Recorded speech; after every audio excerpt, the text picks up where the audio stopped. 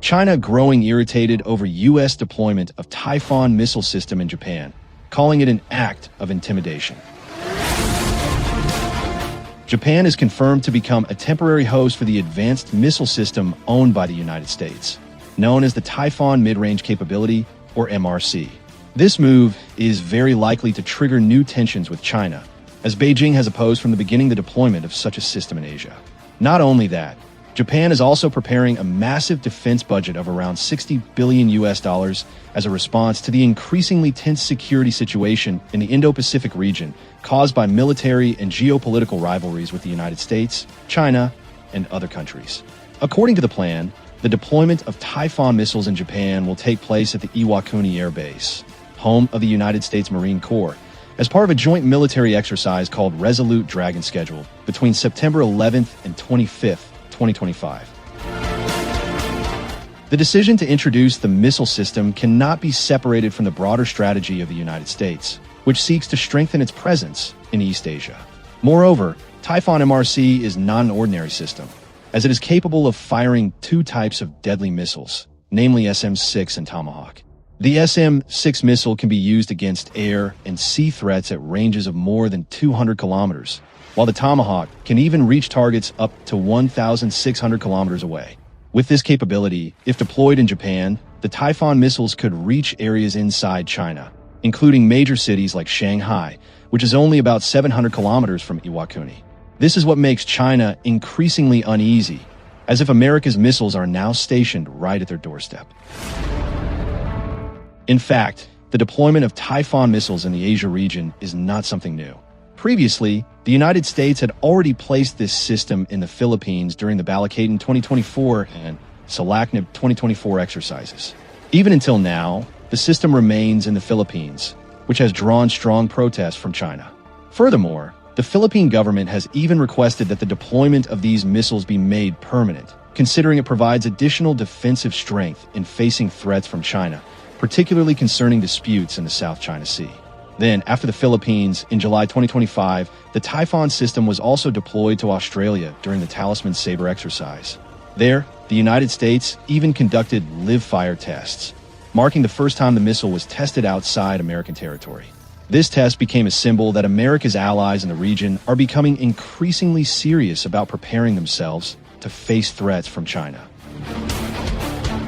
Now, it is Japan's turn to host the system, and this further highlights the clear pattern that the United States is strengthening a chain of defense around China. With the Philippines in the south, Australia in the southeast, and Japan in the north, China's position seems encircled by the presence of America's long-range missiles that could be used at any time if conflict arises. For instance, in scenarios regarding Taiwan or the South China Sea. From a military perspective, this is a deterrent strategy because by positioning advanced weapons around China, the United States hopes that China will think twice before taking aggressive actions. But from China's perspective, this is certainly seen as provocative and disruptive to regional security balance. Chinese government spokespersons have repeatedly condemned the deployment of Typhon in Asia. They call this move a dangerous form of militarization that could trigger a new arms race in the Indo-Pacific.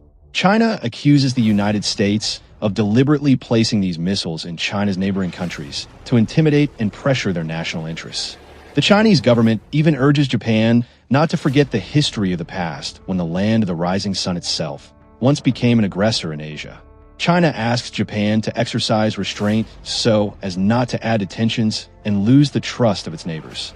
Meanwhile, Russia has also voiced concern, stating that America's deployment of medium-range missiles will only create destabilization in the region. Russia sees it as part of America's strategy to strengthen its military power near its adversaries' borders. On the other hand, Japan itself is indeed massively strengthening its defense capabilities. At the end of August 2025, Japan's Ministry of Defense submitted a budget request of 8.8 trillion yen, or nearly $60 billion for the 2026 fiscal year. This amount is the highest record in modern Japanese history, reflecting deep concern about threats from China, North Korea, and also Russia. In fact, since 2023, Japan has already implemented a major plan to increase its defense budget to 43 trillion yen over 5 years. The main goal is for defense spending to reach 2% of GDP by 2027, following NATO standards. Details of Japan's budget request show how serious the country is about modernizing its military. One of the main programs is the development of a layered coastal defense system called SEAL. This system integrates unmanned vehicles on land, sea, and air, which can be used for surveillance as well as attacks at various ranges. In addition, Japan is also allocating funds to purchase more F-35 stealth fighter jets, both the A version and the B version, which can take off vertically. So far, Japan already has 43 units of F-35s and will continue to increase the number gradually into the hundreds. Not only that, Japan has also ordered additional Boeing KC-46 Pegasus tanker aircraft, which are crucial for long-range missions. They also plan to develop domestically made long-range missiles, such as cruise missiles that can be launched from Taiki-class submarines. Japan is also developing an integrated air and missile defense system to counter threats from ballistic missiles and hypersonic weapons possessed by China, North Korea, and Russia. A large budget is also being prepared for building new frigates, destroyers, and anti-submarine helicopters. Japan is even involved in the next-generation fighter jet program GCAP with the United Kingdom and Italy, which is targeted to become the backbone of the future Air Force. All of these steps show that Japan is no longer passive in matters of defense. If in the past Japan relied more on America's security umbrella, now they are striving to build a more balanced, independent military power. However, cooperation with the United States remains very close, and the presence of the Typhon missile system in Iwakuni is just one concrete example that Japan and America are still united in confronting China. By hosting the system, Japan is not only a close ally, but also part of the front line of America's military strategy in Asia. For ordinary people, a question may arise: why would Japan take the risk of accepting America's missile system that clearly angers China? The answer is actually simple. Japan feels the threats from China and North Korea are too big to ignore.